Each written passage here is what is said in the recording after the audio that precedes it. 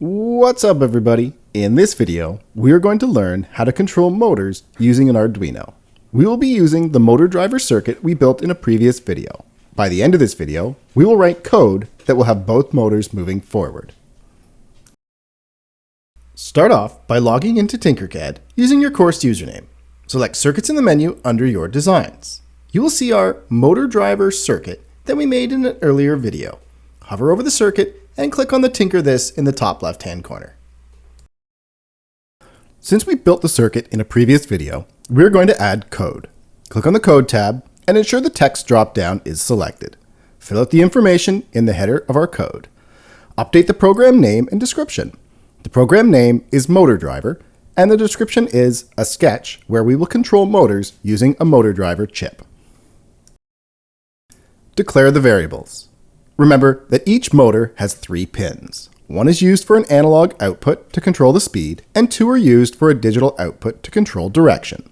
Type int left speed equals 3, semicolon, and int right speed equals 6, semicolon. These variables are the analog outputs. They are the Arduino pins connected to the enable pins on the motor driver. In my circuit, I color-coded these with turquoise wire. Next, type int left A equals 4, semicolon, then int left B equals 5, semicolon, then int right A equals 7, semicolon, and int right B equals 8, semicolon. These are the digital output pins on the Arduino. In my circuit, I color-coded these green and orange. Next, we will tell the Arduino each of the pins is an output. We have 6 pins. But we could write pin mode statements for each pin. Let's look at how we could use a loop and write fewer lines of code. Loops are great for repetitive tasks. In the setup function, type for, open bracket, int x equals 3, semicolon. X is less than or equal to 8, semicolon, x plus plus, end bracket, open curly brace, close curly brace.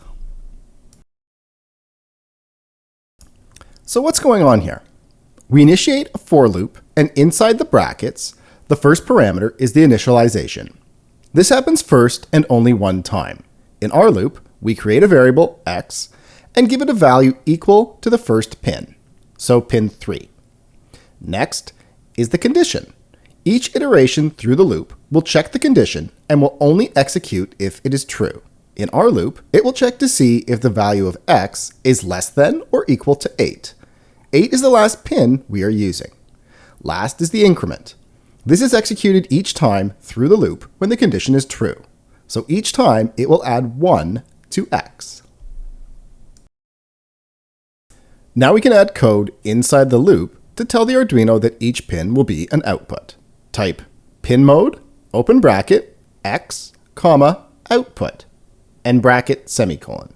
Also add a serial.println open bracket, x, close bracket, semicolon. We'll use this to double check that the loop is working properly.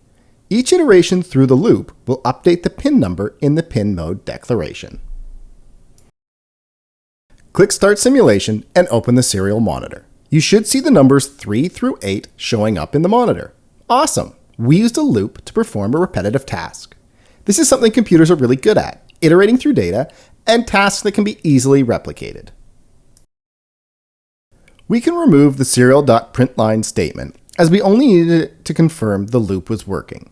This is a good time to talk about creating a practice when writing and executing code.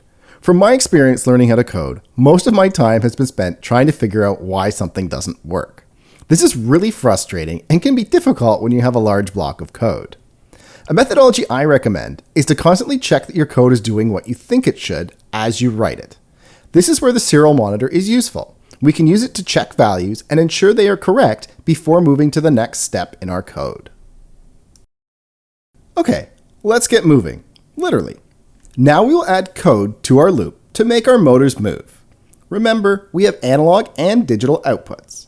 First, we will control the speed of the motors. This is an analog output. Type analog right, open bracket, left speed, comma, 255, close bracket, semicolon. Then analog right, open bracket, right speed, comma, 255, close bracket, semicolon. Remember, the analog value can be between 0 and 255, 0 being off and 255 being full power. Next, the digital output for each motor. Type digital right, open bracket, left A, comma, high, close bracket, semicolon. Then digital right, open bracket, left B, comma, low, close bracket, semicolon. Then digital right, open bracket, right A, comma, high, close bracket, semicolon. And last, digital right, open bracket, right B, comma, low, close bracket, semicolon. Remember when we tested the motors, to move in a direction, we need to send a high and low digital output for the motor to move.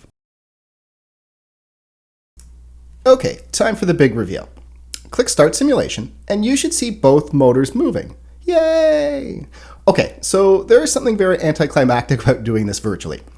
When you do this with your Arduino and wheels, when it moves, it is pretty cool. Remember, lift your robot wheels off the ground before you upload the sketch and test it.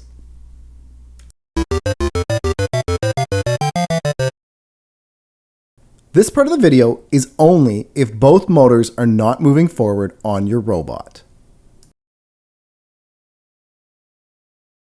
If you followed along and your motors are moving in opposite directions, we can adjust the code to fix it. When I click Start Simulation, you will notice one motor has a negative in front of the speed. This means it's moving backwards. How do we fix it? Go up to your variables section and change the pins for either left or right A and B. When you build your robot, you may need to adjust your code to ensure both motors are moving forward. This is something you will need to test on your own.